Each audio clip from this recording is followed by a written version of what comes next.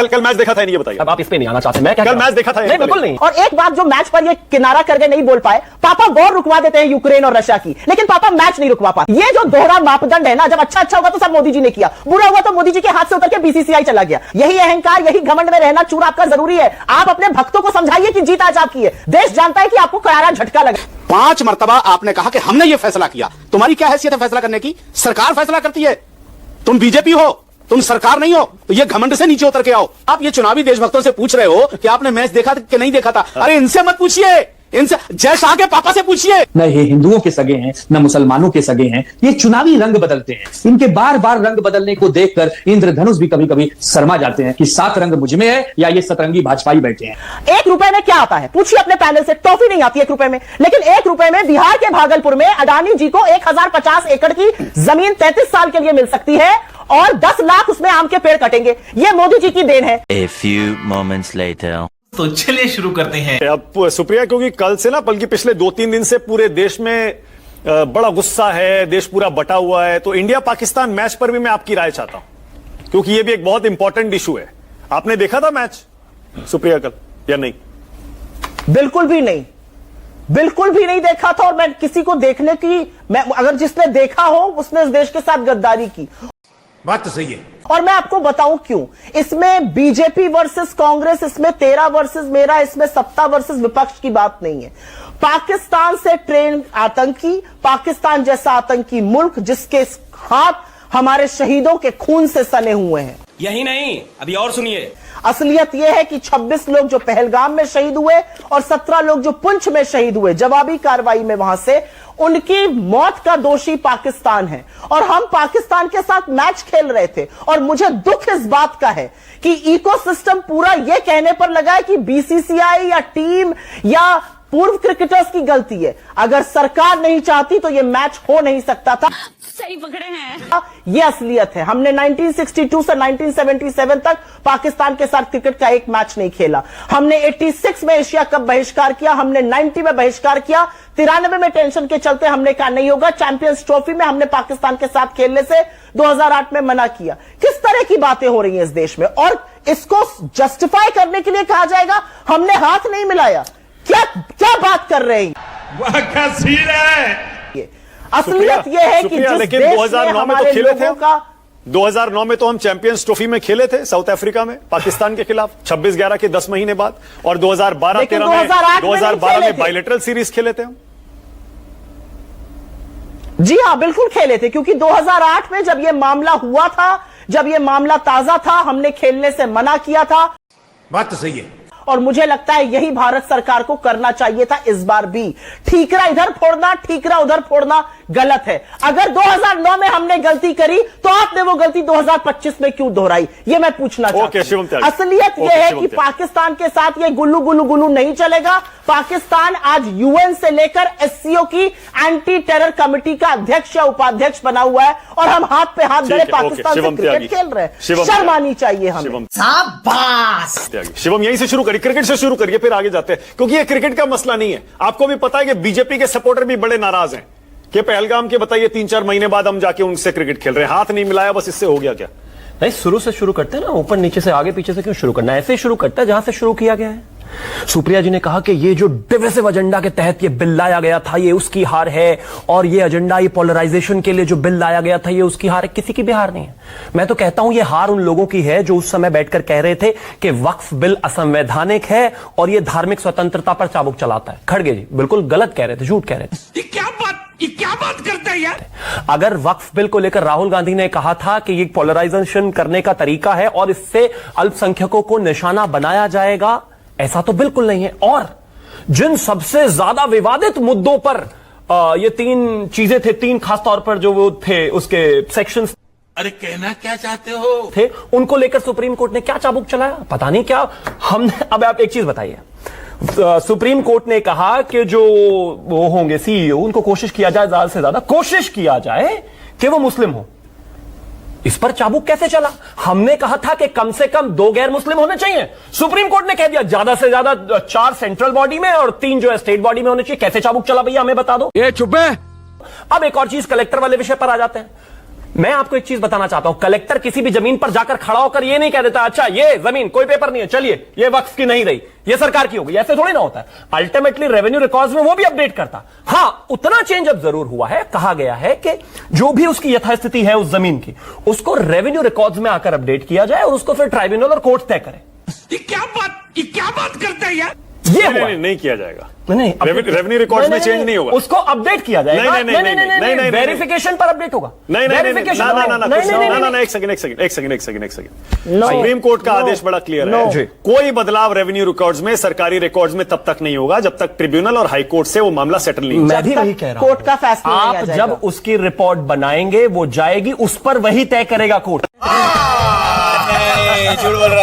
कल मैच देखा था नहीं, ये बताइए। अब आप इस पे नहीं आना चाहते, मैं क्या कल मैच देखा था? नहीं, बिल्कुल नहीं। मैं तो कहता हूं, मैं एक चीज कहना चाहता हूं यहां पर, आप जो मेजॉरिटी जितने भी सेक्शन सरकार ने लगाए थे, चाहे वो वक्फ बाय यूजर का हो, चाहे वो रजिस्ट्रेशन का हो, सभी वक्फ को रजिस्टर्ड किया जाना चाहिए, वो भी है, चाहे गैर मुस्लिम संस्थाओं का विषय हो, यही।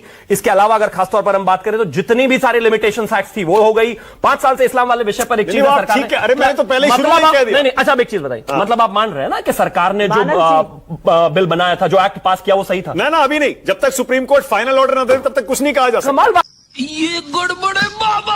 बात हो गई। अगर अगर हमला चल रहा है, अभी आप कैसे कह देंगे? मैं बताता हूं कैसे कह देंगे। हाँ।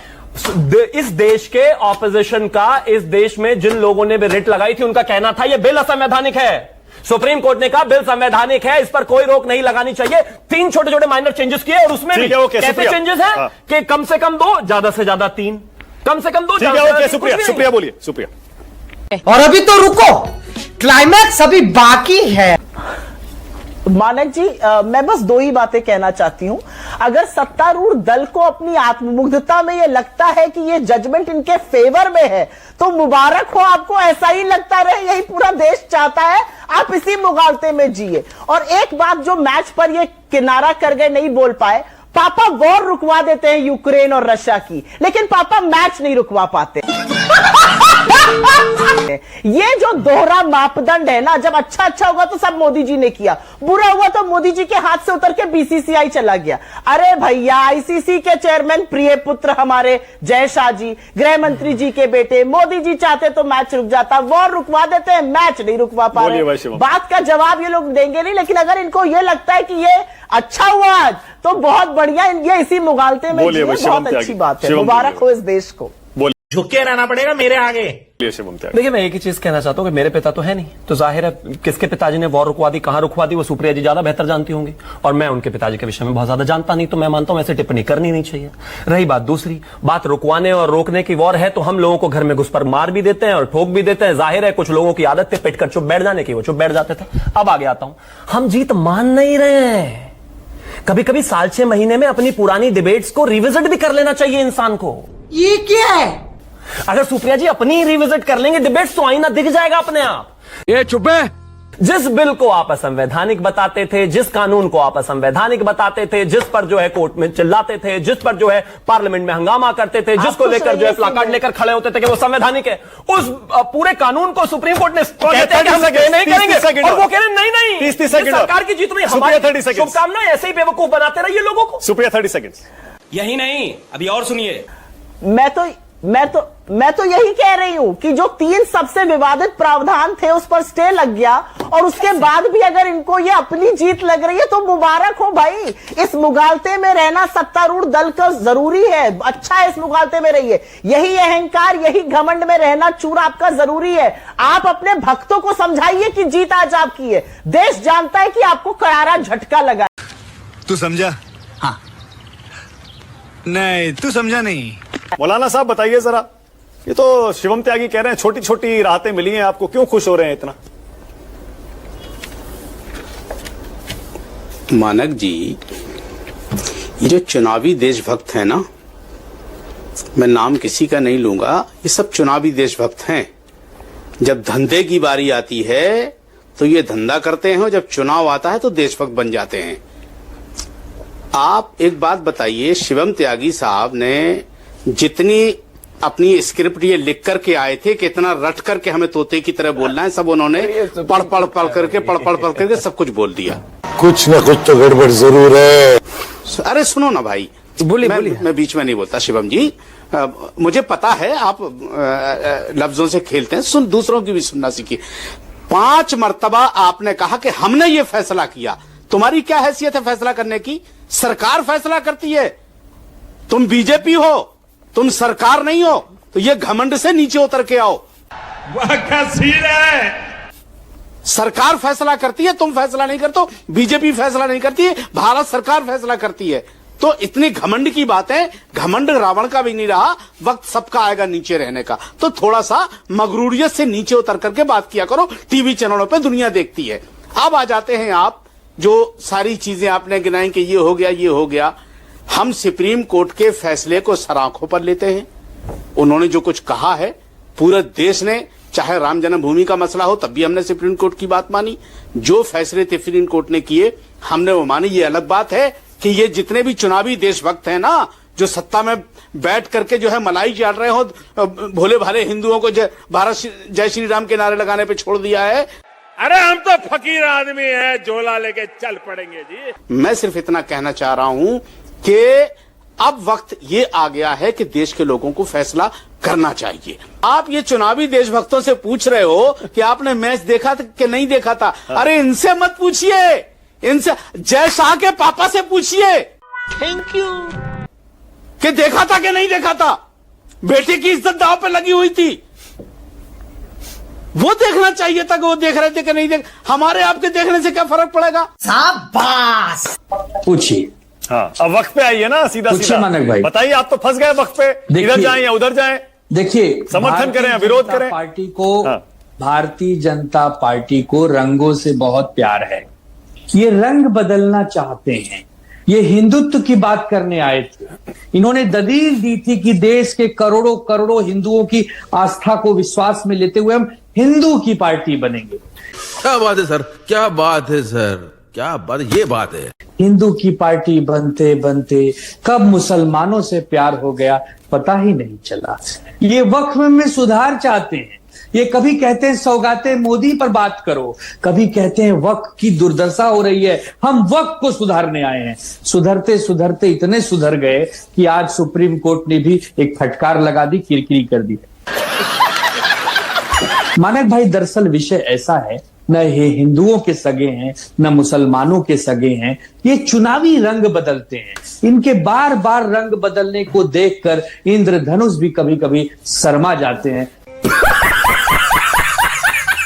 कि 7 रंग मुझ में है या ये सतरंगी भाजपाई बैठे हैं। इसी देश में सच्चर कमेटी की रिपोर्ट आई। इसी देश में लोग कहते हैं कि दलितों से भी बुरा हाल मुस्लिमों का है। इसी देश में 10 साल पहले वक्फ के पास 13 लाख एकड़ जमीन थी और वो जमीन जो है 10 साल में बढ़कर 39 लाख एकड़ हो गई। कहां से हो गई भाई? क्या बोला तू? सुप्रिया श्रीनेत, और सुनिए, ये सबकी भलाई के लिए बिल था, ये सक्सेसफुल हुआ। सुप्रिया श्रीनेत, सुप्रिया बोलिए। मैं 2-3 बातें कहना चाहती हूं और बड़े संक्षिप्त में कहूंगी। मुझे ऐसा लगता है कि हम सबको रिफॉर्म और रिप्रेजेंटेशन को साथ में लेकर चलना है।